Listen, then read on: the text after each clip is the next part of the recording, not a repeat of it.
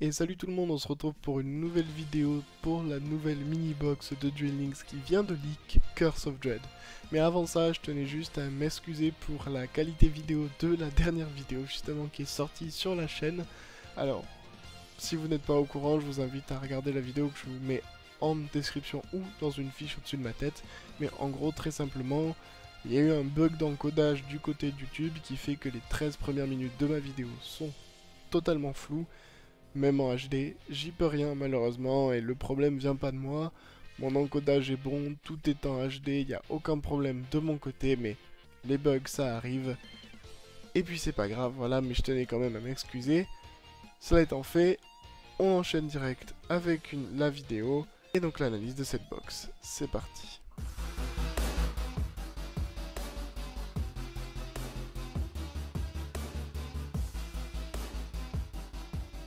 Donc le premier archétype intéressant de cette box, c'est l'archétype Vendread avec son boss monster, en tout cas un de ses boss monsters, Vendread Slayer.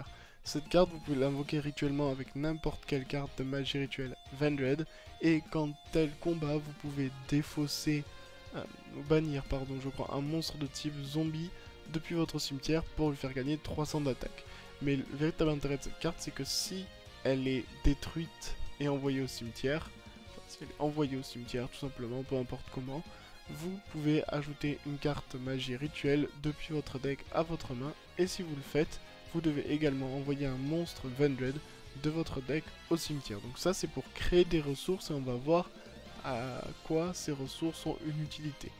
Et la première utilité de ces ressources directement, c'est pour la carte de magie rituelle Revendread Origin. Comme toute magie rituelle au fond, on peut se servir de monstres sur le terrain et dans la main pour invoquer les monstres rituels, mais vous pouvez aussi bannir des monstres zombies depuis votre cimetière, et il faut que tout cela ait, comme d'habitude, un niveau égaux ou supérieur au monstre rituel que vous cherchez à invoquer.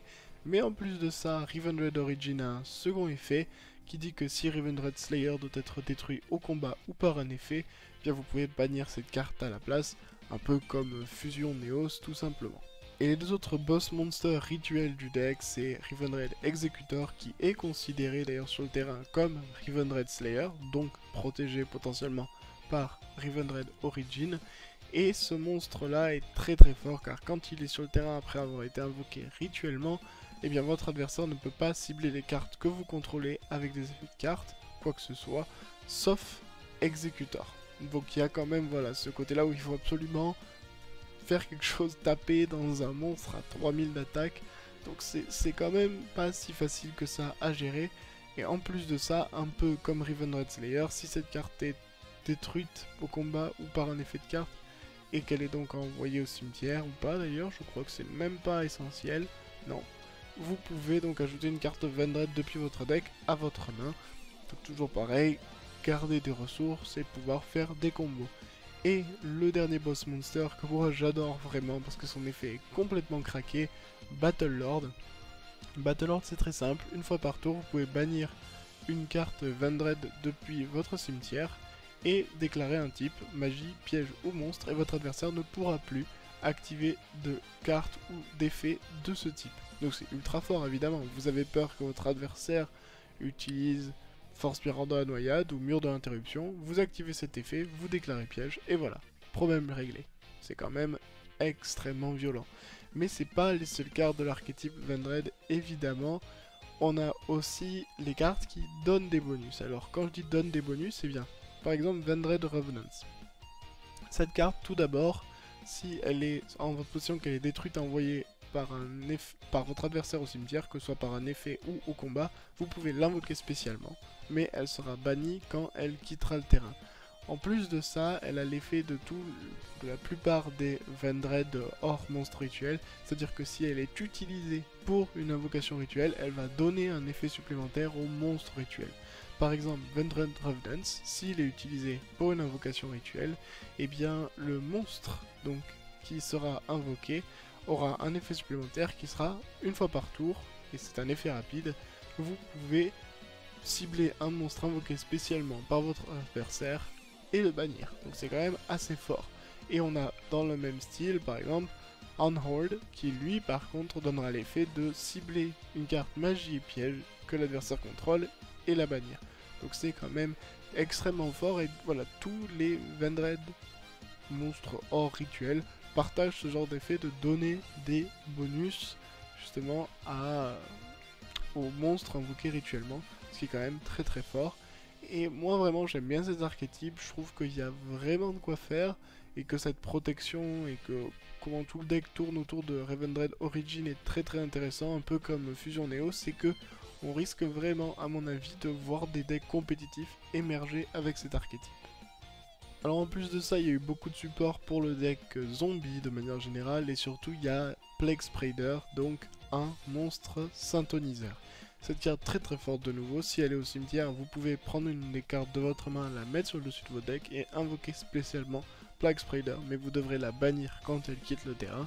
Vous avez en plus la copie un peu ratée de cette carte, on va dire, qui s'appelle Pain Painter, qui est considérée comme Plague Spreader zombie sur le terrain, et qui est aussi un synthoniseur de niveau 2, par contre, voilà, comme d'ailleurs le Plague Spreader originel. Et en plus de ça, vous pouvez avec cette carte changer le niveau de monstres zombies sur le terrain et les mettre niveau 2. Alors quel est l'intérêt? Eh bien c'est que on a eu aussi des monstres évidemment synchro qui sont arrivés. On a d'abord Doomkaiser Dragon qui est niveau 6 et Revive King Hades qui est niveau 6 aussi. Donc ça fonctionne très bien avec l'effet de Pain Painter. Donc l'idée c'est que Doomkaiser, quand il est invoqué spécialement, vous pouvez cibler un monstre type zombie dans le cimetière de votre adversaire et l'invoquer spécialement sur votre terrain en position d'attaque, mais vous devez le détruire si Doomkaiser quitte le terrain.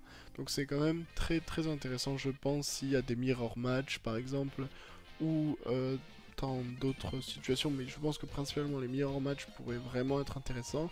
Et King Hades annule les effets des monstres détruits au combat par des monstres type zombie que vous contrôlez, donc c'est quand même assez puissant également, mais si c'était que ça, non, il y a encore beaucoup de support. Il y a surtout le Red Eye Zombie Necro Dragon qui gagne 100 points d'attaque et de défense pour chaque monstre zombie sur le terrain et dans les cimetières, donc ça booste avec les cartes de votre adversaire. Les mirror match vont être très marrants, surtout avec son second effet, qui dit que quand un monstre zombie est détruit au combat, eh bien vous pouvez invoquer spécialement un zombie depuis n'importe quel cimetière, donc c'est quand même intéressant. Et comme je l'ai dit, sur des matchs mirror, ça risque de donner des choses assez marrantes. En plus de ça, on a quelques autres cartes comme Zombina, que vous connaissez évidemment si vous jouez au Speed Duel actuellement. C'est une très très bonne carte qui est sortie très très tôt en Speed Duel. Et on a aussi la Pyramide Turtle qui, écoutez, elle a un effet quand même plutôt puissant, on va pas se le cacher. Lorsque cette carte est détruite au combat et envoyée au cimetière, vous pouvez invoquer spécialement un monstre type zombie avec 2000 de défense ou moins depuis votre deck. C'est quand même pas une condition horrible, hein. 2000 de défense, ça s'invoque quand même assez facilement. Donc c'est très très costaud comme effet et je pense que ça va vraiment permettre à l'archétype zombie de revenir, surtout en mode synchro avec tout ce que je viens de vous présenter. Donc à voir, ce sera peut-être un des decks les plus chers de la box, vu qu'il faudra, je pense, l'UR en 3 fois et DSR en plusieurs fois également. Mais c'est quand même très très intéressant. Alors très rapidement maintenant, il y a eu du support aussi pour le deck Fable. Alors, on a eu The Fable Unicroll. Donc cette carte là elle est très très forte, c'est que si vous et votre adversaire avez le même nombre de cartes dans la main, et bien vous annulez tous les magies, pièges et effets de monstres activés par votre adversaire et vous les détruisez en plus. Donc je suis pas sûr que ce sera si facile à mettre en place, vu que évidemment il faudrait vraiment gérer sa main constamment, et quand vous piochez en draw phase, ça décale tout normalement, à part si vous avez calculé votre coup. Enfin, c'est vraiment pas facile à mon avis d'utiliser cet effet, mais c'est ultra violent quand même. Et on sait que les decks Fable peuvent assez bien manipuler leurs mains, et en parlant de manipuler leurs mains, il y a deux nouvelles raisons de défausser des cartes chez Fable avec Catseat, qui dit que quand cette carte est défaussée au cimetière, vous pouvez tout simplement sélectionner une carte sur le terrain, face up, et la détruire. Donc très très fort. Et la dernière carte intéressante pour Fable qui a été rajoutée, c'est Rubiruda, qui dit que lorsque cette carte face recto est attaquée, eh bien vous pouvez défausser un monstre Fable depuis votre main pour annuler l'attaque. Donc potentiellement vous pouvez tout simplement défausser 4C et donc activer son effet et détruire une carte face recto sur le terrain. Donc voilà, des petits boosts pour le deck Fable. Est-ce que ça suffira?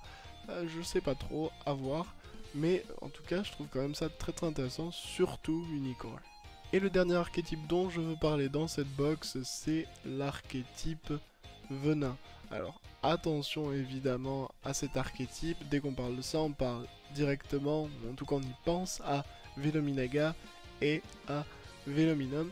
Mais à mon avis, ces cartes là sont juste trop compliquées à utiliser dans un deck, et je pense qu'il y a totalement un autre deck compétitif qui peut voir le jour avec les monstres venins, tout simplement. Donc Venom Serpent qui dit qu'une fois par tour vous pouvez passer un compteur venin sur un monstre que votre adversaire contrôle. Pareil pour le Venom Snake, même si il ne pourra en plus pas attaquer le tour où il active cet effet. Et le Venom Boa qui lui peut passer 2 compteurs sur un monstre adverse, mais pareil, ne pourra pas attaquer s'il active son effet. Et pourquoi c'est si intéressant que ça, selon moi? Bien parce que vous avez également la carte magie de terrain Venom Swamp. À la fin du tour de chaque joueur, durant leur end phase, vous allez placer un compteur venin sur chaque monstre sur le terrain face recto, sauf les monstres venins que je viens de citer, et les monstres vont perdre 500 d'attaque pour chaque compteur venin sur eux. Et un monstre avec 0 d'attaque est détruit automatiquement. Pourquoi c'est très fort? Bien parce que le combo, tout simplement, 1 est extrêmement puissant, ça peut aller extrêmement vite de passer des compteurs comme ça, et ensuite moi je le vois très bien avec la compétence thème équilibre. Alors pourquoi avec équilibre, balance pour ceux qui jouent en anglais?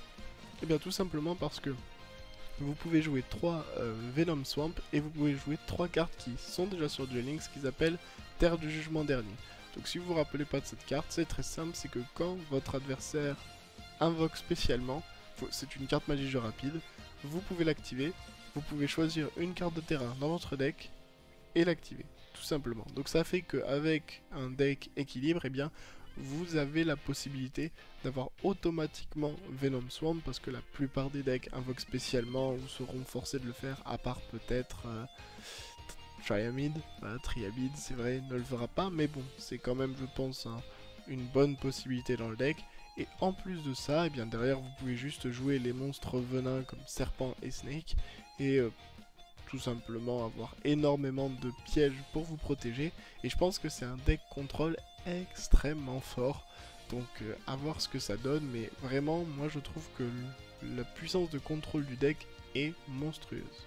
Et dernière petite carte dont je voulais parler pour terminer cette vidéo, c'est Beast King Barbaros. Alors cette carte, eh bien elle est très forte selon moi. Vous pouvez l'invoquer normalement ou la poser sans sacrifice, mais dans ce cas là son attaque d'origine devient 1900. Et vous pouvez également la sacrifier, enfin l'invoquer en sacrifiant 3 monstres. Et si vous faites ça, eh bien vous détruisez toutes les cartes sur le terrain adverse. C'est quand même bien, on va pas se le cacher. Et surtout que je pense honnêtement que dans la méta actuelle, avoir 3 monstres sur le terrain sans avoir utilisé son invocation normale en un tour, et ben c'est pas si compliqué que ça. Il y a des decks qui le font honnêtement, et donc je trouve que cette carte, eh bien elle aura peut-être tout à fait sa place dans certains decks. Donc il n'y a pas vraiment d'archétype autour d'elle, mais à surveiller. Je pense qu'elle est très forte et qu'elle n'est pas à sous-estimer. Et voilà, c'est ainsi que se termine cette vidéo. Comme d'habitude, je me suis vraiment intéressé aux cartes qui me plaisent et que je pense compétitif et pas au reste. J'espère que la vidéo vous aura plu. Si c'est le cas, n'hésitez pas à vous abonner, à me rejoindre sur mes différents réseaux sociaux qui sont dans la description.